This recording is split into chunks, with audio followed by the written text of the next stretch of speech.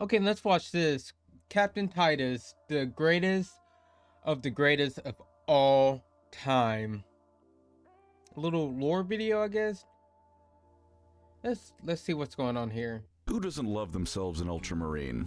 I'll tell you who. Idiots. People who think that just because they're the guys in the box that they're Whoa, he said idiots. Okay, yeah, you can say that. bland and boring, that something being popular automatically means it's lesser in some way. Some people just refuse to acknowledge that sometimes a thing is the most popular for a reason. The Ultramarines were the best Space Marine Legion and are the best Space Marine chapter ever, and anything to the contrary is cope so potent it could form its own Chaos God. But I will admit, for some people at a certain point in time, I can understand kind of people not liking them a bit. A couple books here about the Ultramarines always being the best. I mean, you know, if you watch any of my videos.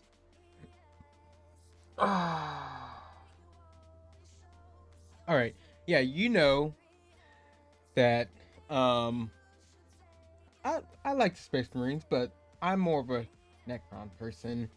But, you know. A couple books there about the Codex and Gilliman being more revered than I don't know what I'm fucking talking about right now. Sorry, I'm fucking out of it.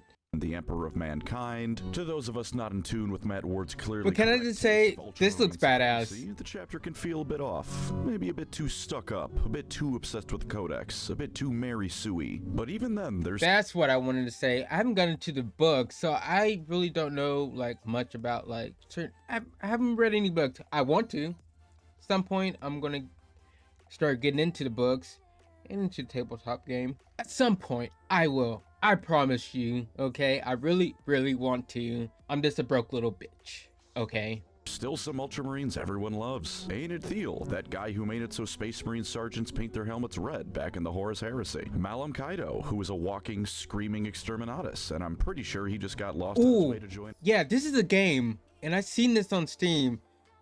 I might play this. Let me know in the comments if you want to see me play this game. I was looking at it, I was like, I might give it a try. But, you know, if y'all don't want to see me play this game for the first time, I'm not going to play it. It's really up to you all, you know. Y'all made this channel. Y'all made me grow so fast. And I appreciate all of you, the Warhammer community and everything. So, if you want me to play this game and you want to see it, let me know in the comments. Either the Black Templars or World Eaters. And of course, the one and only Captain Demetrian Titus. He may have been demoted to Lieutenant come Space Marine 2, but he's still a captain in my heart. You may be asking yourself, isn't it better to wait till Space Marine 2 has been fully played through to make this video on the lore? Aren't there gonna be a million other videos about this guy all coming out within like a week from each other? And to that, my answer is yes to both. But I've been doing this for over 3 years, and I like to think I've mostly avoided jumping onto hype trains, so I'm letting myself have a YouTube cheat day just this once. So listen to the tale of Demetrian Titus, a man who I almost guarantee you didn't know the first name of before I just said it. But you know what's even better than a video about Titus? A video about Titus that can get you Space Marine 2 at a discount. And you can do so at Green Man Gaming, the sponsor of this video. Green Man Gaming is an official retailer working with over 1,300 publishers that can get you games at some nice discounted prices. And more to the point, my lovely audience of primarily Warhammer nerds, you can get yourself Space Marine 2 at a 13% discount for any of the editions. Alright, if you like games and like discounts, well, go to his video and go to the link if it's still there and if it's still good.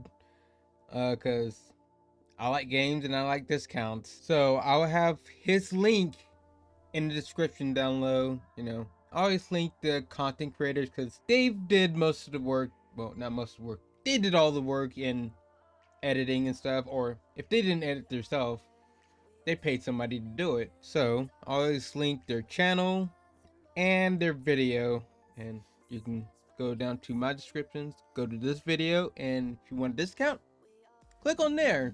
All right, It's just by heading over to GMG now. But wait, the discounts don't end there. You can get an even bigger discount if you click through the link below and use the GMG XP SCP voucher to become a Gold XP member. It's super simple to get started as well. Step 1, click the link in the description and pinned comment, which is also on screen right now for your convenience. Step 2, add the XP invitation pack to your basket. Step 3, use the voucher GMG XP SCP to reduce the invitation pack's price to a nice and crisp $0. Step 4, that's it. Within 24 hours, your account will have XP Gold status permanently, and you can grab yourself Space Marine 2 at an even bigger discount. Did you know the Ultramarines were the 13th Space Marine Legion? If that isn't a sign you should give the voucher a go, I don't know what is. And it looks so badass. I plenty of other upcoming games as well. So what are you waiting for? No, for real, what can you possibly be waiting for? You can go grab yourself one of the most hotly anticipated Warhammer games to come out lately at a discount with Green Man Gaming. So sign up, grab yourself that voucher, and go teach the world why the Ultramarines are the greatest of them all.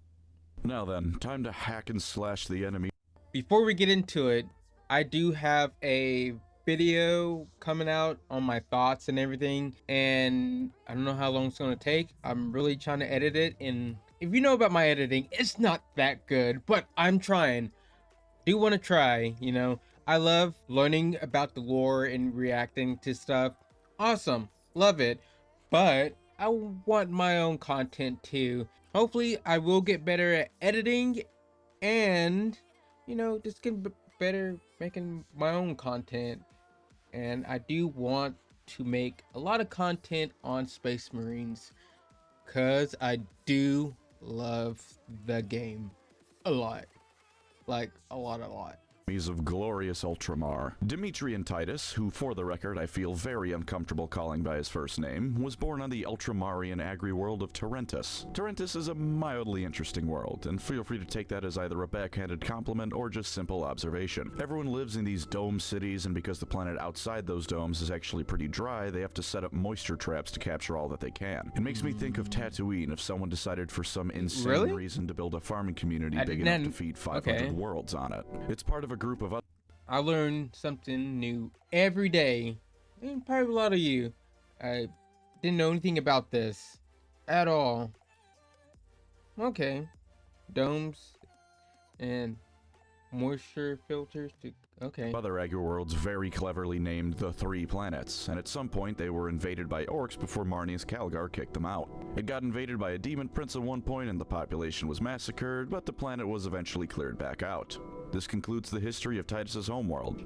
I don't know why I bothered. Titus himself was the only child of a pretty normal family, no real standout qualities to him.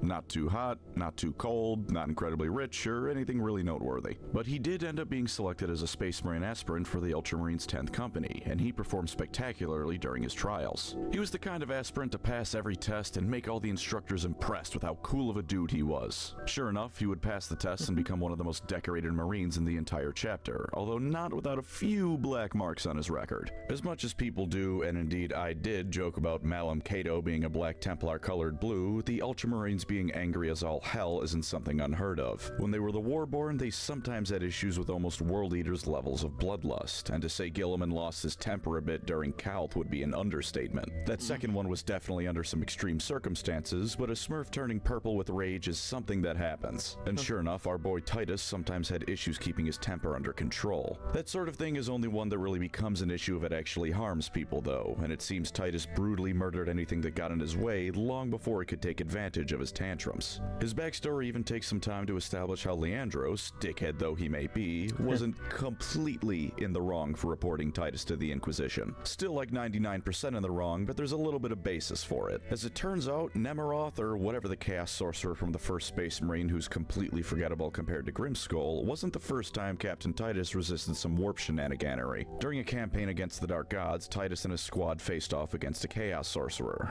Only Titus returned alive to tell of the tale. Now look, what I just said about Leandros already turned a good half of you away from the video. Yeah. I know Titus is a good lad. We all know Titus is a good lad. But this is the Imperium. One dude conveniently walking away from a Chaos Sorcerer that killed everyone around him, seemingly untouched by the warp, is the kind of thing that sends alarm bells ringing in everyone's mind. Yeah. And sure enough, Titus had to keep proving himself over and over again after this incident.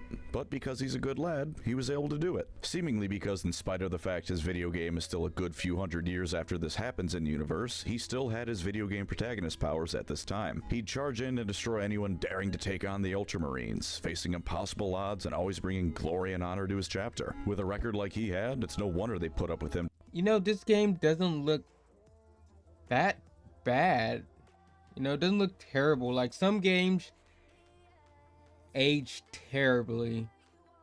To be honest, this doesn't look that bad at all. Like, you know, I've seen worse. Despite any lingering suspicion, he was just too bad of a dude. 50 years down the line from when he faced that Chaos Warrior, he ended up joining the Ultramarine Second Company, led by Severus Agaman. They were out and about doing Ultramarine things, fighting the enemies of mankind and being the best, when Macrogge underwent some rather turbulent weather known as a Tyranid Hive Fleet invasion. Rushing to defend their homeworld, they ended up instead joining Imperial forces and cleansing the rest of Ultramar of any lingering Tyranid remnants as the battle had ended by the time they finally arrived. There's another fun way his expanded backstory explains how he's so good at fighting aliens. Though he wasn't part of the Death Watch here, he was explicitly part of kill teams being used to hunt down Tyranids. Since there had to be some restructuring of the Ultramarines on account of their first company being devoured whole, Agaman became the captain of the first company, with Lucian Trajan becoming captain of the second and Titus joining his command squad. After that, we jump forward a century to the next big beat in Titus's life, and I hope you aren't too attached to Mr. Trajan from that one sentence I told you about him, because he's not making it past this one. The second company went to the planet of Beta Arcturus, and side tangent, I kept thinking for the love of God this was some important planet referenced somewhere else that was incredibly important to the story. Turns out it's not, it's just some system from Mass Effect. Anyways, Baelton was giving this place the old 1-2 buckle their shoe, so the second company went on in to save the day.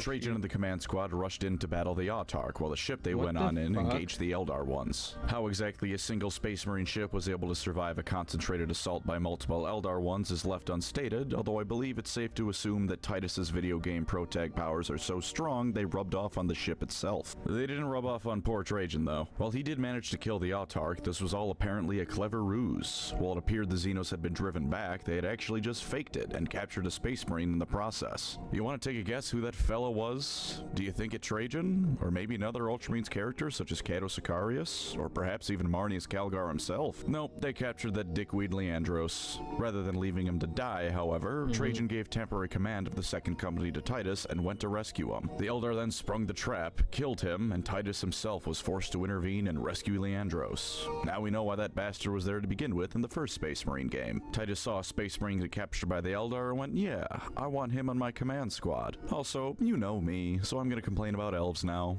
I really don't think an Autarch for a second company captain and some random Marine is a fair trade. Now if they sacrificed an Autarch to capture Marnius Calgar, fair's fair. I can see that being considered an even trade, especially if they can grab the Soul Stone for later so they can shove the dude in a Wraith Lord. But the second company captain, even for a chapter like the Ultramarines, does not seem worth it to get an Autarch killed for that. But his background does need to happen, and his background dictates he becomes the captain of the second company, and sure enough, upon the return to Macrogge, Papa Smurf himself promoted Titus to the rank of captain of the second Ultramarines company. Titus never actually wanted to climb the ranks like this. He just wanted to stay a sergeant and happily kill everything that got in his path for the rest of time. But despite his humility, he accepted the role so that he could do right by both his former friend Trajan and Calgar himself. After all, if Calgar says you're good enough, you're probably good enough. And indeed, good enough he was. Using that same strike cruiser that fought the Eldar for some tactical brilliance, the Righteous Fury, he would come to be known as a great example of what an Ultramarine strives to be. An adaptable warrior and tactician who could take on whatever mission he was given. Many throughout the chapter truly viewed him as an exemplary Marine. Likely helping this was his friendship he had gained at some point with Sergeant Sidonis, the cool, grizzled old soldier guy from Space Marine. He helped cool down some of Titus's more rage-fueled decisions and allowed him to excel to even greater heights. All of this makes it even more shocking when Leandros pulled his BS stun, but let it never be said the Imperium and the people in it will ever give someone the benefit of the doubt. And eventually, after a nice and solid 150 years wait, of question. So how long do they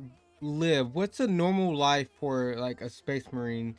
Because I know if you haven't played Space Marines 2, of course you play with Titus again, but it's like hundreds of years like after the first game. And from the dialogue, like the guys he's teamed up with, they seem kind of surprised. I mean, that's at least how it came off to me. Like, You know, they seem kind of surprised. So like, is that normal for a Space Marine, or is it certain Space Marines that live like hundreds of years? Like, you know, I'm still kind of ignorant on some of the stuff, you know, but I I don't know. Tell me in the comments. This is captain of the second company. If I have my timeline right, Space Marine 1 happens. He's got 2 gold ones in Space Marine 1, which is 200 years, so that's about right. And you know, Oh, there's okay. only so much I'll talk about here because it's a fun video game you should play.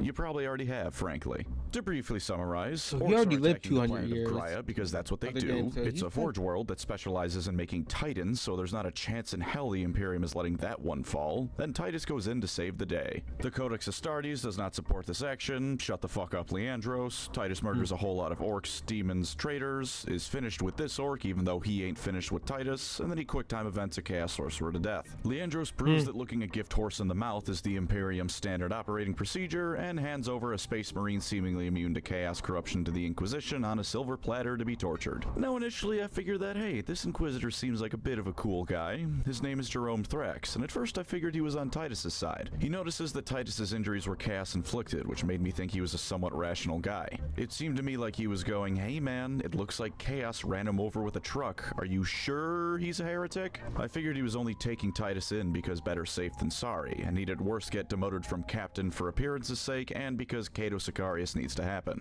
But as it turns out, Thrax is not a fan of Space Marines, which is actually a surprisingly common viewpoint for anyone above the rank of the standard guardsman. He was one of the first people to point to the Astral Claws around the time of the Badab War and go, these fellas ain't right, kill them with hammers. He was the sort of Inquisitor who would take prisoners first and ask questions never, which while in some ways does make him a bit better than the more trigger-happy ones, is also more monstrous because he's torturing them. And the Space Marine he captures, Titus included, are sure enough not only tortured both physically and psychically, but have a habit of never being released back to their home chapters. Marnius Calgar himself would repeatedly ask Thrax where the hell Titus was, but he was always ghosted by the Inquisitor. Eventually, the Ultramarines erected a statue of Titus in their fortress monastery, honoring what the many surely thought is just another fallen hero of the chapter. Titus would suffer this torture for over a century during this time, enduring it all the while. Eventually, freedom would come from an oh-so-perfectly ironic source. Inquisitor so Thrax, badass. on his way to deal with a chapter of Space Marines that had become corrupted by chaos, was himself possessed by a demon and slain by none other than the Grey Knights. Another Inquisitor from the Ordo Malleus found his secret stash of Space Marines and sent them to be tested for any impurities. Naturally, Titus passed with flying colors, but he's been changed a bit. Turns out a century of Inquisitorial torture can make even the greatest of them all a bit jaded and So each thing, like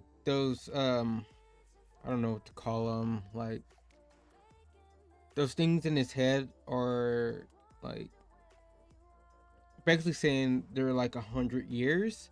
So, like he has 4 of them, so that's 400 years right there. So how old is Titus? Like this looks like from the new game. So I'm guessing in the new game he's about 400 to 500 years old. Now, like I said, is that normal? Or is certain Space Marines like I don't know. Tell me. I need to know. I want to know.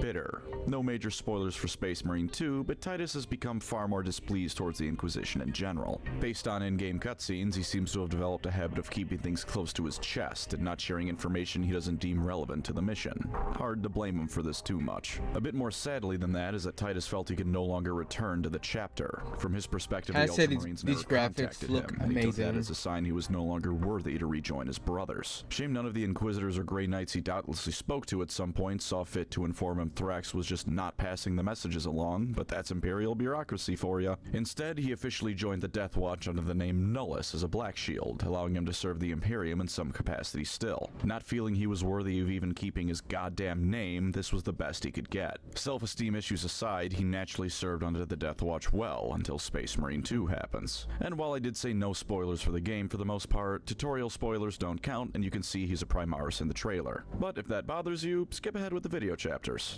Yeah, just skip Take ahead. on. Okay, good. I don't mean to sound rude, but it really isn't that mind-blowing. It's the story that needs to be part of a hack-and-slash murder-thon game. It's just there to get us to the killing. Titus and his Death Watch team were deployed to the planet Kotaku, which was under a heavy assault by Tyranid forces. He was knocked off his ship during entry, the rest of his Death Watch team either dies right before or right after he arrives to link up with them, and he tries to solo a Carnifex, which goes exactly as well as you'd think it would. During this time, the chief librarian of the Ultramarines, Vero Tigurius, had sensed his soul and ordered Titus's old cruiser to beeline it for him. They arrived just in time to save him, but since he was pretty brutally injured, the only choice to keep him alive was to have him undertake the Rubicon Primaris. Some people were iffy about him coming back, but Tigurius had sensed that he had no taint of chaos within his soul. And like I said with Calgar earlier, when the guy strong enough to talk to the hive mind of the Tyranids says you're in the clear, you're probably in the clear. Being a video game protagonist, he naturally survives the process, and the rest is gloriously rendered high-definition murdery history. Something something Tyranids, something something Thousand Suns, something something please stop trying to get me to buy Zangor's Games Workshop, it's not gonna happen. Now, why do people like this guy? Well, saying anything definitive might get me yelled at, so I can tell you why I like him. For one, video game protagonist. You know an easy way to get someone to like a character? Have them control the dude for a fun campaign. Titus is the character of a game that, while certainly not revolutionary, was good fun and a nice little taste of the 40k universe. Indeed, learning about some very small basics of 40k through the first Space Marine isn't the worst of ideas, even if the only real takeaways you'd get are the Ultramarines can tear through orcs and demons like nobody's business. His feats are the kind of stuff that in a book would get people calling BS on him, but since we're butchering our way through the enemies as Titus, it's a different story. This isn't a criticism, just something I've noticed. Speaking of Ultramarines though, while I'm not entirely sure on when exactly the height of Ultramarine glazing was, when Space Marine came out in 2011, it was certainly still in the minds of people. So fans of 40k might have initially expected Titus to be another boring Ultramarine character going on about Gilliman and the Codex and all that crap, and then the game ends with him looking Leandros in the eyes and calling him a failure for refusing to do anything but look at the Codex for guidance. In the meta context of 40k at the time, that makes him a damn noteworthy character. And he's a pretty cool one, all things considered. He's humble, giving at least the slightest bit of care about guardsmen and battle brothers around him. He's highly driven, powering through all adversity against the odds. And he's seemingly immune to warp corruption, a neat plot hook that could go in a few different ways. Take your bets now, folks. Blank Titus, Imperial Saint Titus, or just plain willpower. To sort of repeat a point though, him being a badass video game character undoubtedly helps. There are deeper, more well-written characters in 40k. There are more fun characters in 40k. Even ignoring anything like taste or how well-written you might perceive him as, there are plenty of characters with far more screen time than Titus could ever dream of. But when we see Titus, we see him as we play him. A space marine ripping his way through countless hordes of orcs, Tyranids, and more. It is way different. Instead of like reading a character and actually playing a character in a game, because you feel like, you know, it's not only the character's feat, it's your feat too, because you're playing the game. Like, you know, all this amazing stuff they're doing, I mean, you're making him do it, you're controlling them, and you know, that puts a character on a whole nother level. Now, some games don't do a very good job of that, you know? Some games, it doesn't matter if you play the character or not, or read the character, like, they can still be shit, you know? But in this case, like, I like Titus because he's badass, and he's in a very good story and a very good game. So, yeah. It's fun to watch Titus do his thing, in part because we're right there with him. Is it a bit of an unfair advantage compared to novel-only characters?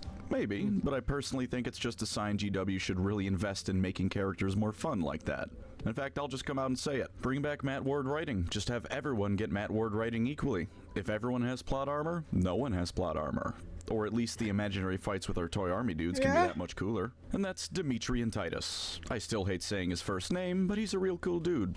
Go play Space Marine 2 now. It's out for everyone. Even the people who don't instinctively pre-order things with a skin of something they like on it. Thank you as always to my wonderful channel members. You are the Captain Titus to my Ultramarines, the beating heart and soul of what makes this channel great. If you'd like to support the channel, feel free to subscribe or become a member. Either way, thank you for watching and take care out there. Okay. No, I like his video. That was pretty good. What's this guy's name? Anyway, the name's right there. Don't make me try to pronounce that name. Like I always tell when I watch a video, subscribe and give the guy a like, you know? Pretty good video. So, earlier, I don't know if I said it in this video or not, but I have a video coming out on my thoughts and stuff on Space Marines 2. It's just taking me a while to actually edit it because I'm trying to do my best to edit and stuff. If you haven't seen my old videos, you know I'm not good at it. I'm not good at it at all. Hopefully one day I can pay somebody to edit my videos, you know. If you know anybody who wouldn't mind throwing me a bone and helping me out with editing, that'd be nice. But I don't like to beg people for anything, okay? But, you know, I don't know when that video is gonna come out or anything. Maybe Monday or something, or in a couple days, whatever. I don't know. And I also was thinking about doing a Patreon. Now I don't know what kind of content. Maybe my more edited content may go over there on my Patreon. If you would like to see that, then on my YouTube, you know, just be, you know, more simple content on my YouTube.